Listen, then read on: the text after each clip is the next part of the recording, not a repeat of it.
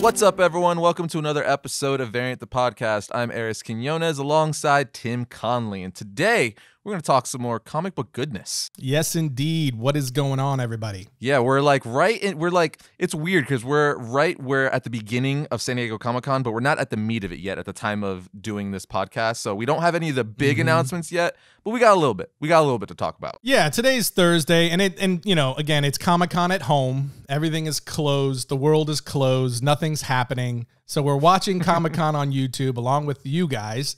And it's been interesting. It's been like watching all the other YouTube live streams that we've been watching for the last 5 months. Yeah, it's a very weird thing. It seemed, a lot of people were talking about before all this, because San Diego Comic-Con is the first, big con to actually do this virtual con or at home con. People were saying, is this going to be the future and stuff?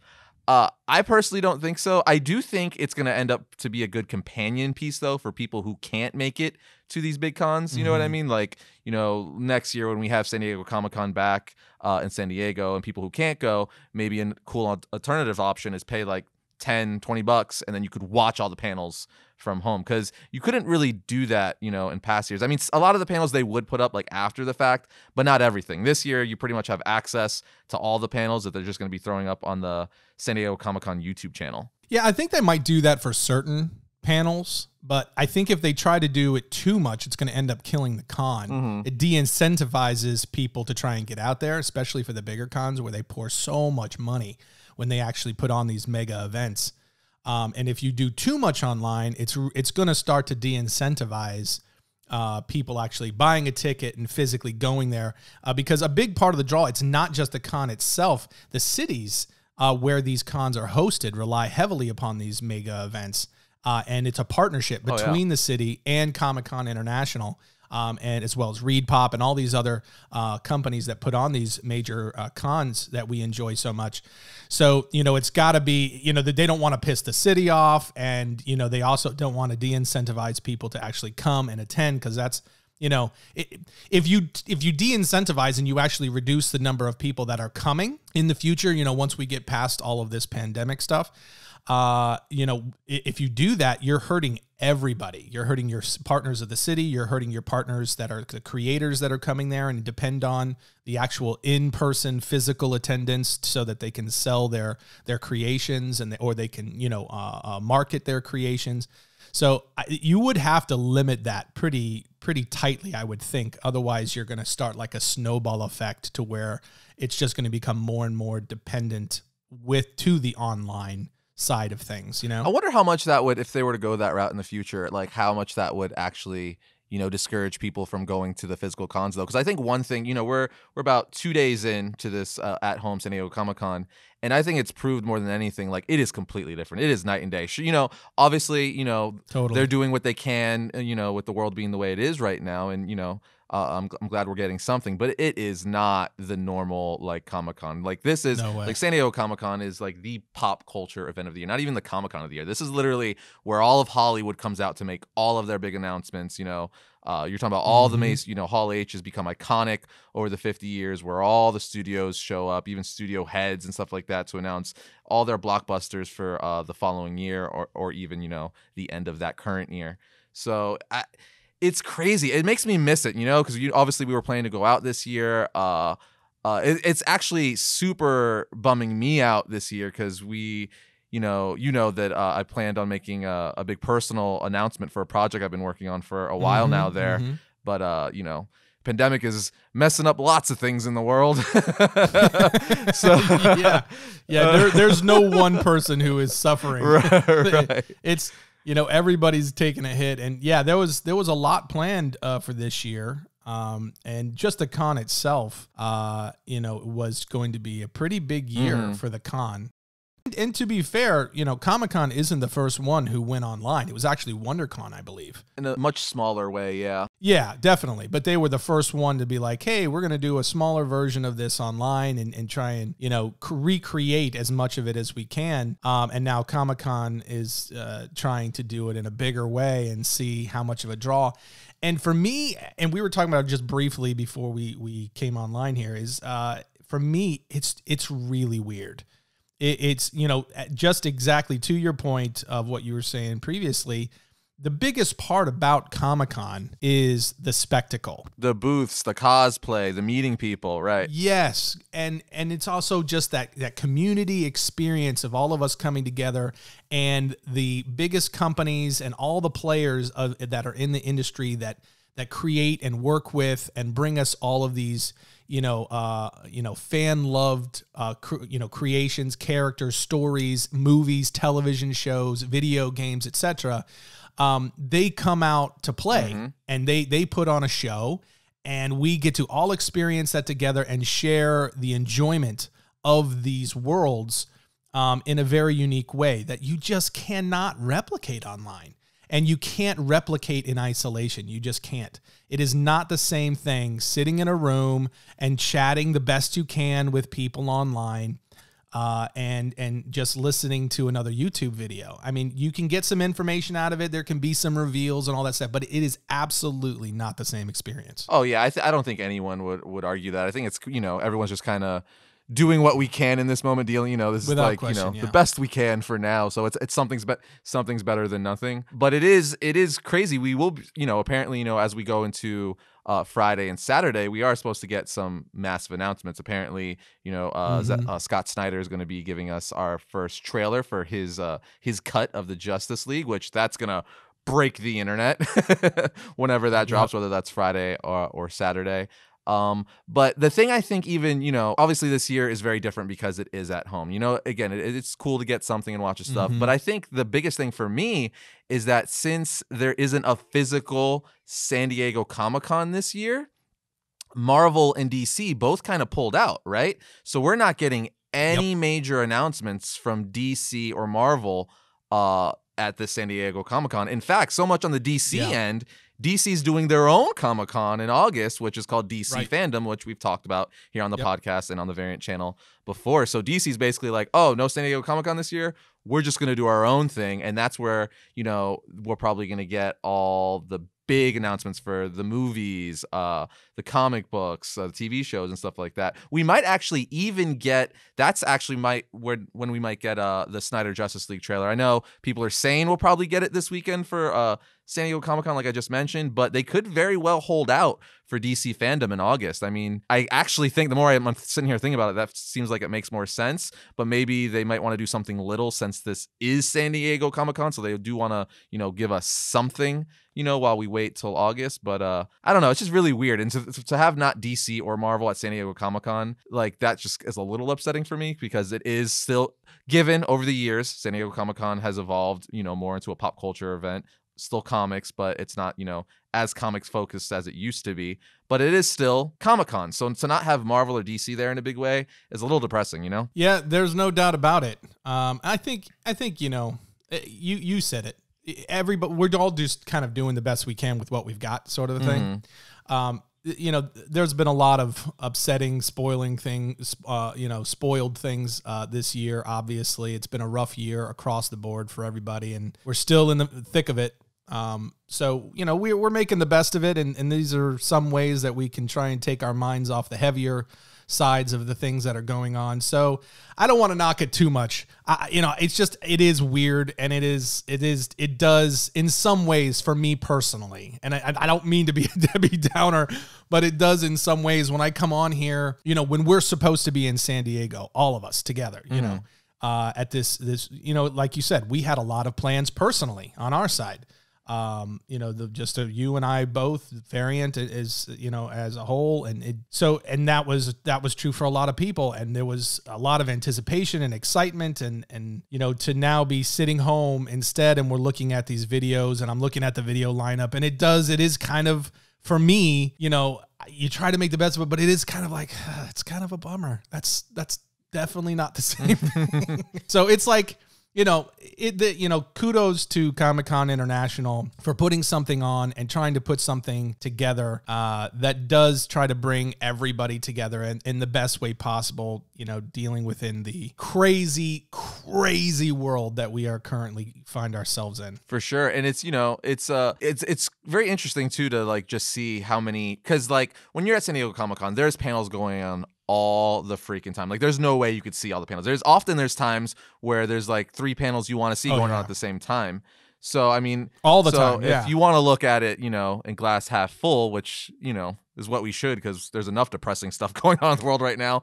At least you get the information from all the panels you want to see, and you won't miss any. You know what I mean? Because since they're gonna be uploading them for free on the San Diego Comic-Con YouTube channel, you know, if you wanted to see that Joe Quesada panel where he's breaking down Marvel storyboards, it's gonna be there. If you want to see, you know, the one with I don't know, Boom Studios, it's gonna be there. You know what I mean? So that way you're technically not missing anything. You could still watch them all. I don't know. Just trying to look at the positives here, as the world is not so positive overall right now, you know. I hear you, man, and that's the right way to go. We got to be positive, and it is that is, you know, that's like one of my big complaints every time we go. We're also working, so that makes it harder when we're usually at these cons. But there's always, you know, at any given hour at these cons, there's usually like 2 or 3 panels that I wish I could get to. So that is definitely a positive, being able to go back and watch them and see what the different creators think, particularly the panels where they break down either the lineups for the individual publishers, or more specifically, the spotlights on various creators, where they really do deep dives on characters or the creators themselves. I really enjoy those. And also some of the panels that they do at Comic-Con specifically involving the film industry. Right. Those always are super interesting for me. That's a big part of what I do. So getting to go and listen to some filmmakers actually talk about what they're doing is also really fun. So those are positives, and hopefully we can get something out of it. Yes, 100%. I'm very curious to see, again, said it a few minutes ago, but I'm very curious to see what happens as we go into Friday and Saturday, because just like, you know, San Diego Comic-Con in person in San Diego, Friday and Saturday is when all the big announcements have. So we've been getting some fun little reveals here and there that we'll talk about here in a second. But I'm very curious to see, particularly on the collectible side. Right? Yeah. But I'm very curious to see what, you know, the big boys are going to be like. Are we going to get any like, oh, this TV show's coming out. Oh, you know, this video game's coming out. Oh, we're getting this comic book event. You know what I mean? Because that's the juicy stuff. Yep. I wonder if like they're even gonna do like a Hall H stream. You know what I mean? Where maybe they get like some execs from Warner Brothers or, you know, XYZ Studio to give some kind of tease. You know? Well, it's their only outlet currently. Right. So I have to imagine that we're going to, like right now, like today, not right now, but today we had the New Mutants panel. We also have the Boys Season 2 panel. It's up today. So there is some stuff that's coming. I'm so excited for that, by the way. I am looking so forward to that. Because that quickly, like it was one of those shows too where like I think us both, we were like, we knew it was a thing. And obviously I've read I believe like the first volume of the comic series, and I liked it, but I wasn't like, it wasn't one of those things like the Matt Reeves Batman movie where I was like, I'm like anticipating this for like 2 years in advance. I was like, oh, that's a thing, I'm gonna check it out. So like I had no real like, you know, anticipation for it, but then when I watched it, I was like, oh my god, it quickly became like one of my favorite superhero shows ever. It was shockingly well done, and I should say is, not was. Right. It's shockingly well done, and it was also shockingly entertaining. So entertaining. Both of us were like, we'll give it a shot. I and love then we it. both came away like, wow, this is so different. I've been seeing some fan casting on the internet. A lot of people are making memes and saying that the guy who plays Homelander should play Reverse Flash, Eobard Thawne, in a Flash movie. Oh, that's right. That actually would be a solid cast. Right, he would be a solid like Reverse Flash, wouldn't he? Yes. I was like, oh man, he's got that, because he's perfect. He looks like Eobard Thawne. He's got like that perfect villain demeanor. Oh man, I would love to see that. And I would believe that he would be kicking around Ezra Miller Flash for, you know, the first 2 acts before Flash wins in the third. Right. Because I was like, yeah, that totally works. Dude, yeah. Whoever came up with that one, that's a nice thought. I like that. But we did get some good announcements as far as the collectibles ends thus far, like you just brought up, specifically McFarlane Toys. Now, I think a lot of people know that Todd McFarlane has a toy company. He's had it since the early 90s, where he made those his first Spawn action figures that came with a comic book in those plastic blisters back in the day. But he's been making figures for years. It's actually like, you know, that and comics are his 2 big loves. It's kind of like me. I like toys and comic books. But he's recently got the DC license, I believe last year, about a year or 2 now. And he's just announced announce some awesome figures, stuff I've been drooling over. Tim.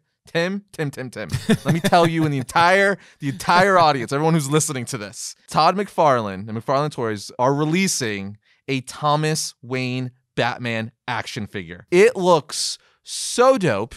So dope. It kind of makes me sad that this is just audio right now because we would be showing a picture of it right now. Yeah. So you guys got to Google it. Just McFarlane Toys, Thomas Wayne Batman. It is like the definitive Thomas Wayne Batman action figure. They're also doing a Flash and Red Death 2-pack. Yes. Flash, Barry Allen Flash and Red Death 2-pack. And then everyone knows one of my favorite Robins, arguably my favorite Robin, is Jason Todd, Red Hood.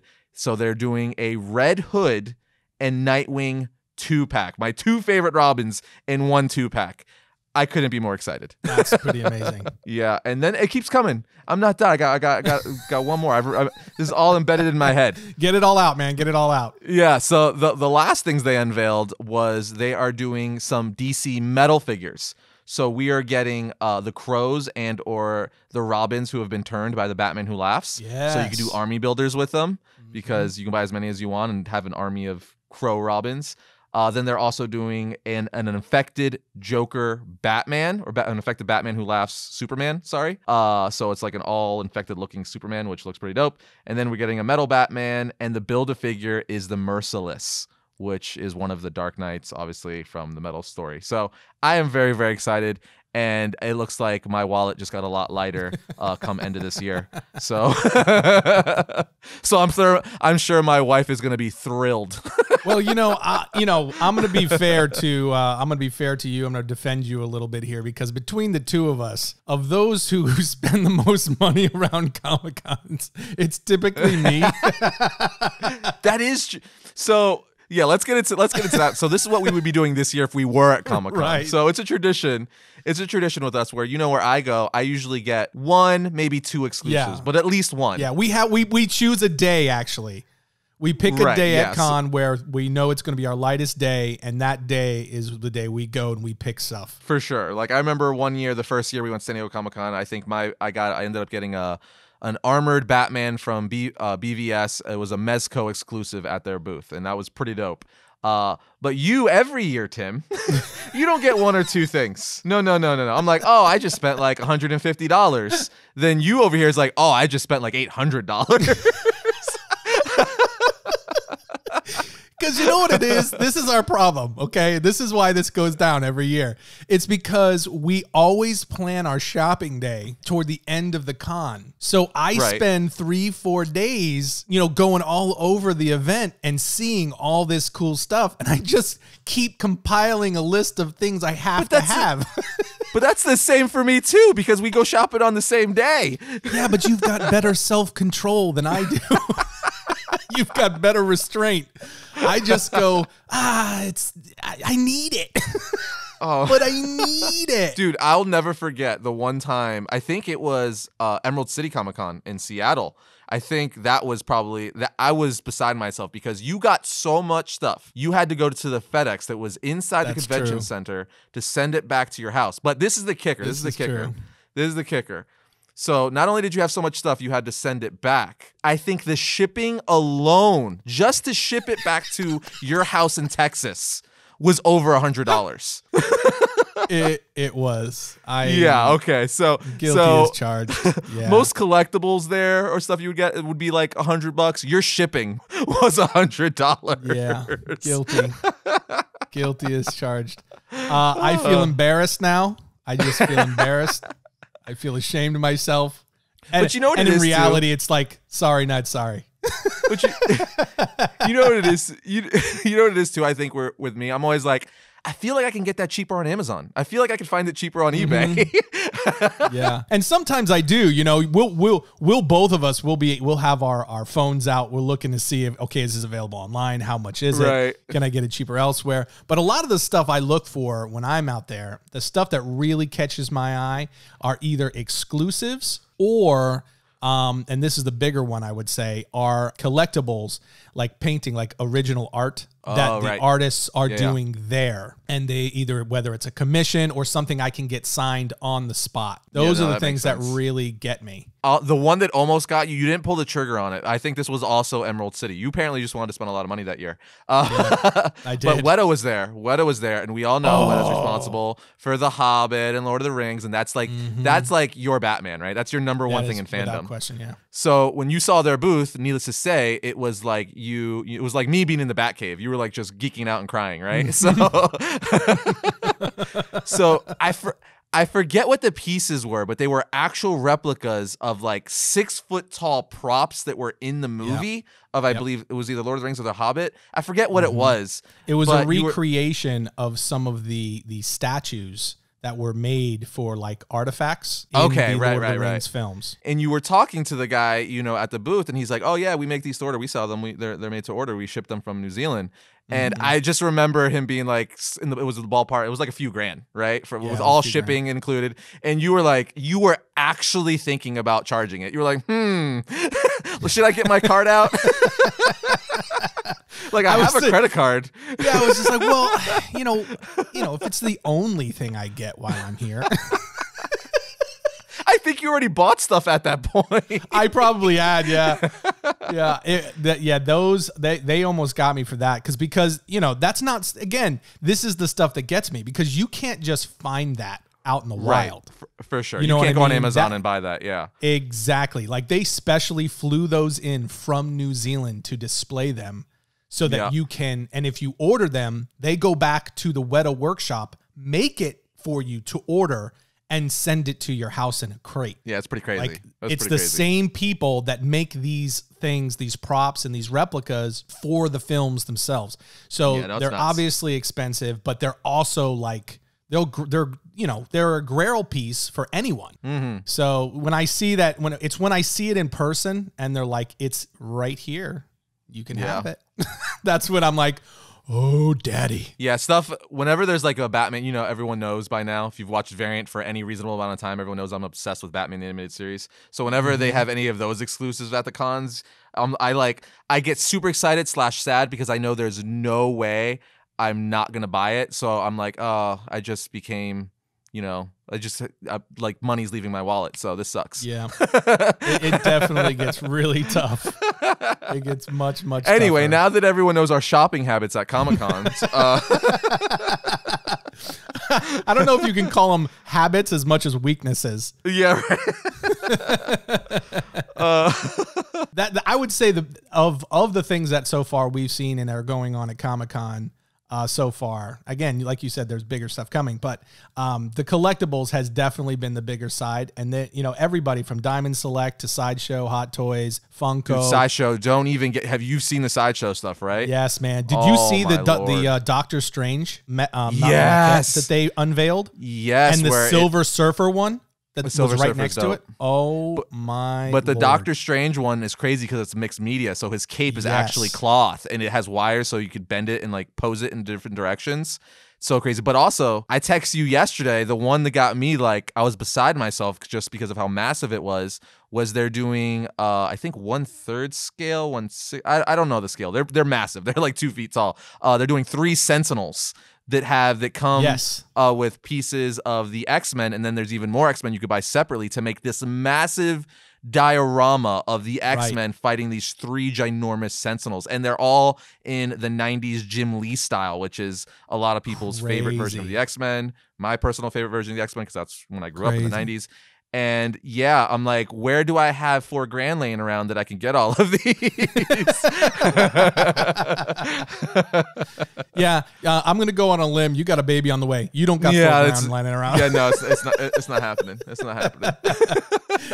All money is currently reserved. No, yeah. But yeah, man, all of that looks just insane. Tim, Christmas is coming. That's all I'm saying. Christmas is coming. Is that a hint? Are you hinting? Indirectly. Before we talk about Marvel's Empire, there is one bit of more comic book news from Comic-Con we want to talk about, and that is a new Star Trek animated series, which... Yes, Lower Decks. Lower Decks. I'm really excited about this.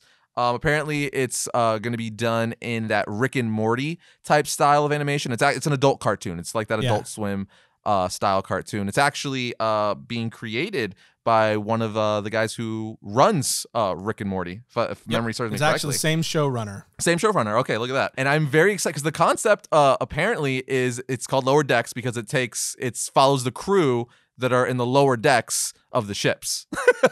Exactly. I mean, the concept of it is pretty clever. It's not where it shows the captain and his crew of the actual bridge, the captain of the ship and the entire main crew are like the jocks, and then the show is centered around the decks or the crews that work below deck, and so they're like the nerds and the one that nobody wants to hang out with. Yeah, like the outcasts, the misfits. Exactly. That seems like such a funny concept. It's like brilliant when you think about it. It's funny. When I first you were actually the first one to tell me about this, and I was like, holy crap, that sounds very much like in the same vein of what they're doing with Harley Quinn for her animated series, where they just took an adult approach on it. Now this seems more or less of a stretch in the sense to where like Star Trek, I guess, has never technically been, for kids. And it's also like, it's not where Harley Quinn, like everyone knows Harley Quinn from like Batman the Animated Series, where these characters in Star Trek Lower Decks are like brand new characters. You know what I mean? So it's not like you're necessarily going to see like Captain Kurt like dropping an F-bomb, you know what I mean? I mean, maybe he might cameo, but I don't know what's going to happen in the future. It is a family show, but it's not a kid show. Right. Well, oh wait, this Lower Decks is a family show? I meant Star Trek traditionally. I'm sorry. Oh, okay, yeah. So I'm actually really excited for it, and I'm not the biggest Star Trek fan. Like I definitely, if I, you have to, it's kind of like DC and Marvel, choose one. I'm definitely more on the Star Wars end of it, like by a lot. But I do enjoy Star Trek here and I dabble in it here and there, but I would not say like I'm a massive fan by any means. But I definitely want to check this cartoon series out. It's coming to CBS All Access, at which I don't have currently. I had the trial version of it, but I might get it. I might get it again just for this show because I am curious because it's so different. I am a Star Trek fan. I've been a Star Trek fan, not as much as Star Wars as Star Wars, but I am a Star Trek fan. Right. And I have been my entire life. In fact, speaking of, I just bought, and it's on its way. I'm very excited about this, by the way. I have decided that since we're all still doing a lot more at home these days, I used to build models when I was a kid. Like the Revel models where you just the plastic and you build them. I haven't done that in years. And so I ordered the USS Enterprise. Ooh, that's a good one. Yeah, that's a good one. I love building models. It's 2.5 feet long. So it's a pretty good size. I'm thinking here maybe a foot long or something like that. That's massive, bro. No, it comes with a stand and everything. So I'm super stoked about that. Man, my boys want to help me build it, so we're gonna be building. I went on like a little bit of a tangent. And as you know, I tend to do, as we just discussed, with my shopping habits.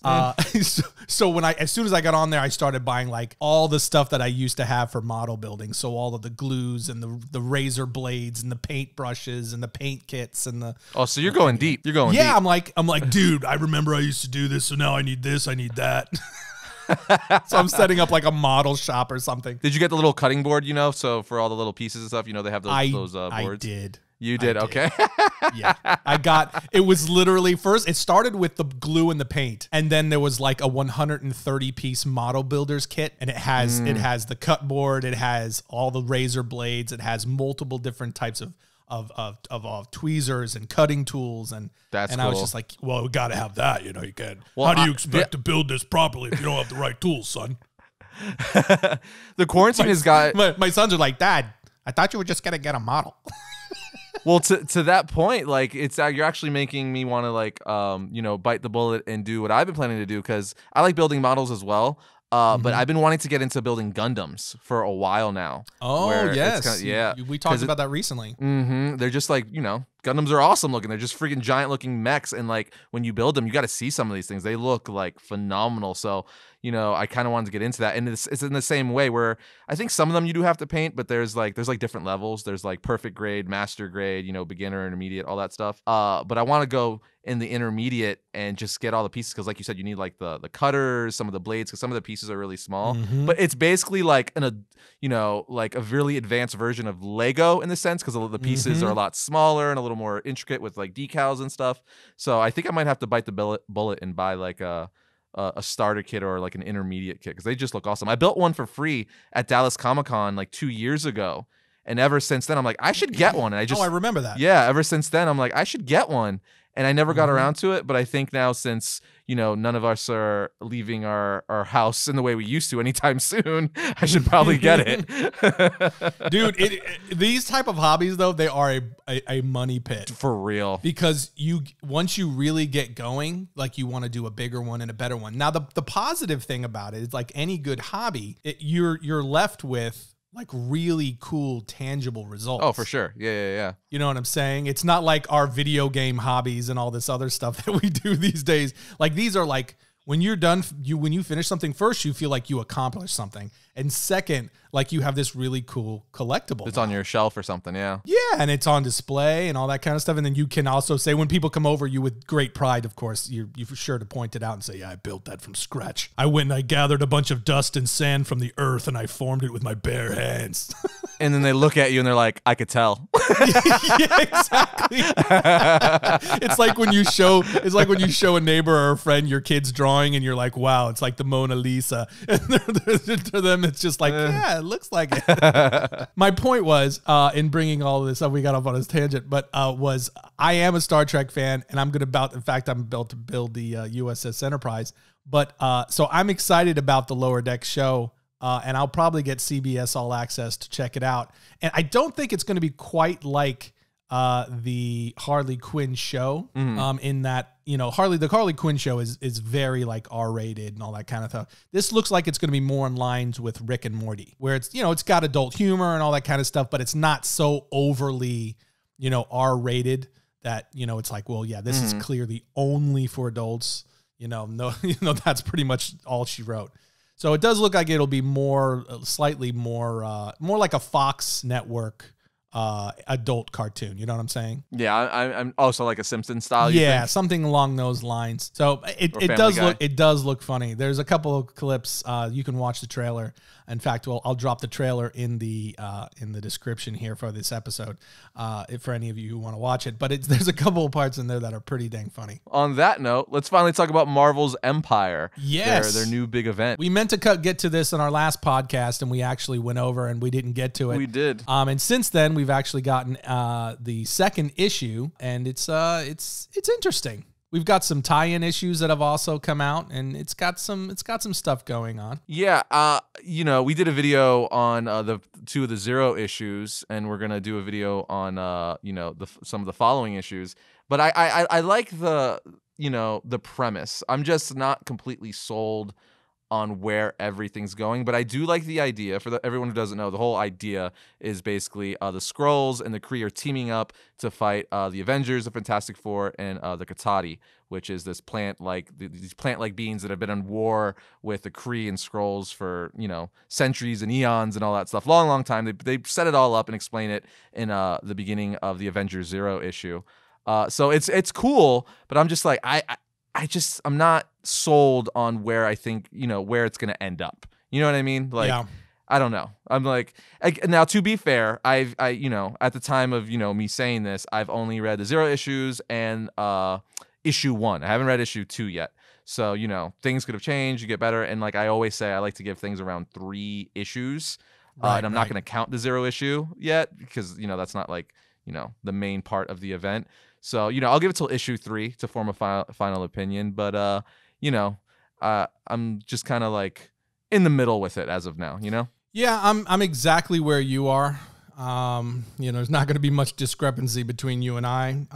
We've read the same. I have not read issue 2 either. I've read both the Zero issues. I've read issue 1. I have not read the tie-ins, like Emperor Hulkling. And some of the others. Right. I think there's 2 others. So they have Swordsman, and I think there's one other. I do. It's Celestial Messiah. That's what it is. Oh yeah. The Koi. Yeah. So I think Celestial Messiah is not out yet, and I think the Swordsman is the last one to drop. That of those that I'm talking about. But Hulkling came out with issue 2. this week. I did like the way they brought back the swordsman. I thought they did that in the Avengers Zero issue. I thought that was really cool because he's like, OG Avengers character. So I was like, oh, that's an interesting way to kind of like bring that all back around, for so long. I was actually about to bring up the same thing. That is something, little things like that I think are really fun, and they're different and cool and things like that. I just like you, I like the idea of the Kree and the Skrulls in a way joining forces, even though they still dislike each other and they're not on each other's side at all. Yeah, it's kind of like that. I always like to go, for some reason I compare things to Watchmen a lot, but it's kind of like that, right? Where like, something happens that everyone could agree is like the bigger threat, so they're gonna take that out. They have like a common goal, basically, is what I'm saying. Right. So they're like, okay, we don't like each other, but we really don't like these guys, so we'll team up for now, just to get rid of these guys. Exactly. Yeah. So it's very interesting, and it's interesting how they're even tying the X-Men. You've got the Empyre X-Men book, that's tying in, and that's gonna kind of you already had the Fantastic Four, because the main event centers around obviously the Avengers and the Fantastic Four, and we start with looking at it from each of their perspectives and how they land at this one central moment, at least with issue 1 or leading up to issue 1, where they come face to face with the Kree and the Skrulls.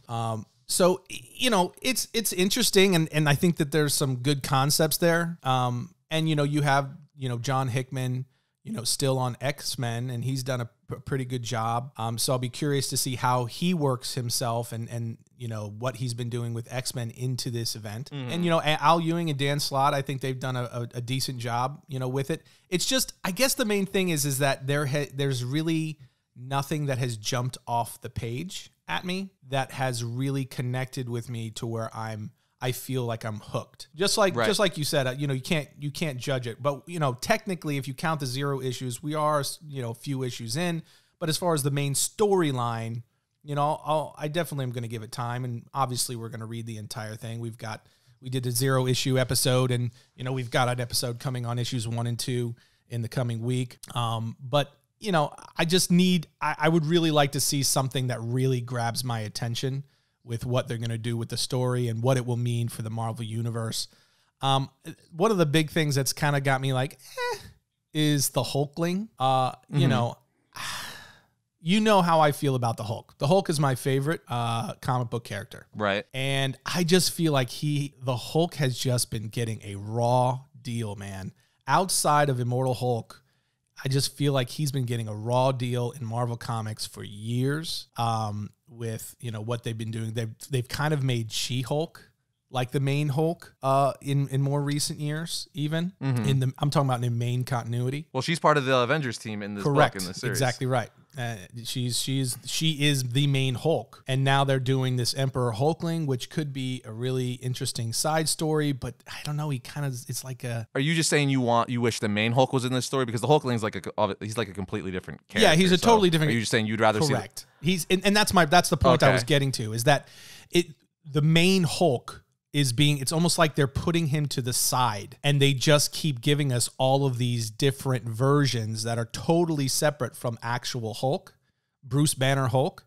And they're giving us, like it's She-Hulk, or it's the Red Hulk, or, it's Hulkling. And then you have the Totally Awesome Hulk, which Greg Pak did with Amadeus Cho. And that was very different. So we've got the Immortal Hulk now, which is, it's the Hulk, and it's very well written, and they're really great stories. Yeah, the Immortal Hulk has been one of the best titles Marvel's been pumping out over the last 2 years or so now. Yes. Like especially when Al Ewing, oh man, that thing was that was like the hottest book coming out every month. It was like that and Batman, right? Without a doubt. Which says something, because no matter what creative team is on Batman, it's always like top 3 books, Yes. And you of course had the artwork from Alex Ross, which was just incredible. So really well stuff, really well done, but it's off to the side by itself. You know what I'm saying? So you've got these Hulk stories, and they're just they're doing their own thing over here, but within the main continuity, within the main story plots of, let's say, the Avengers or this main event, or, you know, a lot of the other big things that they've been doing with the Hulk over the last few years. I would say since World War Hulk, the Hulk has been kind of pushed to the side, and he's been treated as, you know, not a primary character within the larger stories that have gone on in Marvel. Instead, they've used Amadeus Cho, they've used She-Hulk, they've used Red Hulk to some degree. And, you know, now you've got this Hulkling character that it's not the Hulk. It's a totally different character, but they're drawing from, you know, the Hulk's legacy to create the character. And it's like a mix. It's like, he's like a hybrid. Right. And I just, you know, it's like, okay. I guess I wish. Basically, all you're saying is you wish the Hulk was back on the Avengers team as well. Yes, I just wish that they were. I just wish that they were doing a better job of incorporating Bruce Banner and the Hulk into the main story arcs. And again, this is just my total personal opinion. And it's largely because I just don't feel like they have done that in such a while. And a lot of the characters they are using, for me personally, are just not as compelling as Bruce Banner Hulk. Yeah, I don't, completely disagree with that. Although I do, I'm more, since I've been liking the Immortal Hulk so much, I am more content with him just doing his own thing, before he ultimately is brought back into the main mix of things, So like, because it's one of those things, like I'm kind of like with everything in comics, I'm always like, yeah, it sucks, it's annoying, but it'll last a year, maybe two, and then it ultimately has to revert back to like status quo, right? Mm-hmm. So for now, knowing it's only a matter of time before you see him, as a main member of the Avengers again, as in, Bruce Banner Hulk, I'm like, all right, as long as his title's good over here, because, the Immortal Hulk title has been, I think you could say now it is one of the best Hulk runs ever written in the entire history of the character. And I think a lot of people would agree with that. Yeah, I mean, this book was like hitting like record sales and, going for crazy amounts. It was just because it was such a cool spin on the character, where it was basically like a horror book for the Hulk, which makes all the sense in the world because, the Hulk was modeled after Frankenstein and Dr. Jekyll and Mr. Hyde. Yep. So it makes all the sense in the world. So, I mean, while I agree with you, I am content still as long as we keep getting good stories with the Immortal Hulk. You know what I mean? Because I would hate for them to end the Immortal Hulk just to throw him back in the main mix of things. And then it's just like, you know what I mean? Yeah, no doubt about that. I guess what I just don't understand is I don't understand why, like, Immortal Hulk and what you're saying about Immortal Hulk is all true. And it's kind of a little bit a part of my point, which is you see the Immortal Hulk. If you write a good story about using Bruce Banner and the Hulk, and you look at the success of the book for Marvel, why wouldn't you want to incorporate that more broadly into what you're doing as a publisher, and what you're doing with your story arcs, and what you're doing with the characters more broadly, particularly the team stories, and incorporate, like kind of like tie it in? Yes, exactly.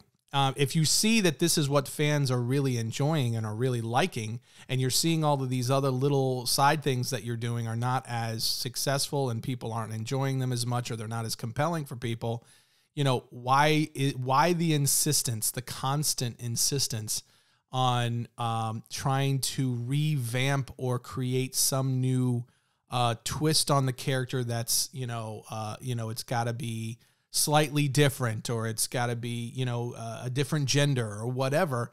And it's just like, okay. For sure. But I'll say the big reason why, She-Hulk is on the Avengers and they've been pushing her so hard lately is because we know she's getting a Disney Plus TV show. So that's definitely why she's getting such a big push.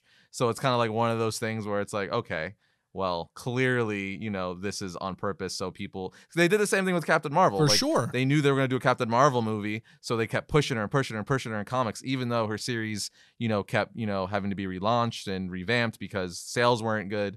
So it seemed, I'm not saying they're doing that to the extent with She-Hulk, but it's kind of the same scenario where she's definitely getting spotlight because she's going to be in the MCU here pretty soon. Yeah, there's no doubt about that.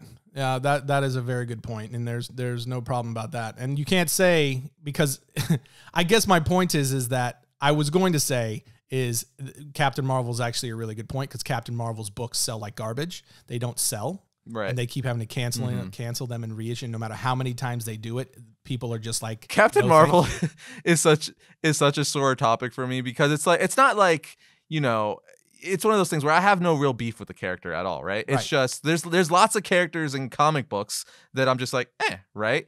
Captain Marvel for me happens to be one of them, and that's before she was ever in the MCU or anything. She was never this massive, like, incredibly popular character. So that I don't want to go on a tangent, but like that's a sore topic for me because it's like I don't care who the character is. If the character is not selling, like, why are you going to keep just trying and trying over and over and over and over if you know it's not, you're at your freaking like 4th, 5th relaunch and it's still not doing good? It's like, that's just fishy to me. Exactly. So it's like, because you would think in just business in general, like, oh, we'll give it 2, 3 if we want to go crazy shots, and if it doesn't succeed, then obviously we just got to move on. But like, that wasn't the case there, so I don't know. That's a whole different topic though. So I just wanted to iterate. I have no beef with like Captain Marvel or the character or anything. It's just one of those characters, like, I don't know, what's the character that I'm not like crazy about? Like Hawkeye, you know what I mean? Like, he's cool and all, but I'm not like, you're not gonna see me jumping up and down for Hawkeye. It's just like, yeah, you're there, you're cool, I guess. yeah, and that very much is, that's kind of at the heart of my point, is like you're trying to force these characters, and it's hard to argue, when you do finally pull it into the movies and the cinematic universe, and the movie makes over $1 billion worldwide. Like Captain Marvel. Yeah. Captain Marvel made over $1 billion, didn't it? Yeah, it did. Yeah. I'm pretty sure it did. So. But no matter how you slice it, whether it was exactly $1 billion, a little over $1 billion, whatever, it made a lot of money. So whether the comics, and that kind of ties into, what we've talked about more recently, which is, the kind of the concern that the movies are going to start to play so heavy an influence on what goes on in comics that it starts to diminish the creative development on the comic side itself. Everything is kind of just moving in this direction where everything is like, there's more and more they're trying to play things towards television and movies.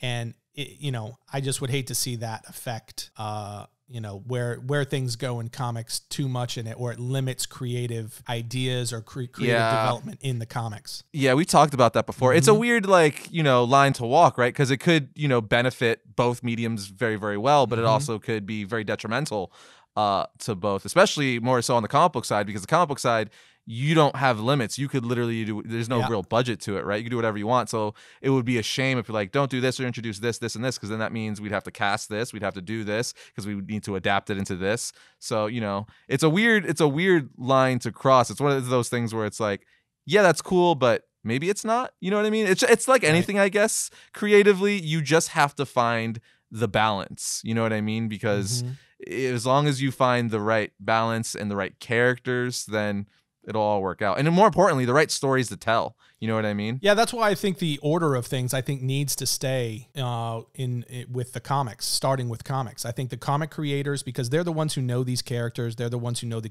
history 100%. Of these characters. Yeah. And you need to let them create and work with these characters and develop them and tell their stories, and then the movies need to follow their lead, not the other way around. The problem is that the majority of the money is on the movie side. And so it's naturally going to create a conflict there where they're going to want more and more control and more power, because they're going to say, look, we're the ones with the money, we're the ones that are producing here. You know what I mean? What you guys do is tuppence by comparison.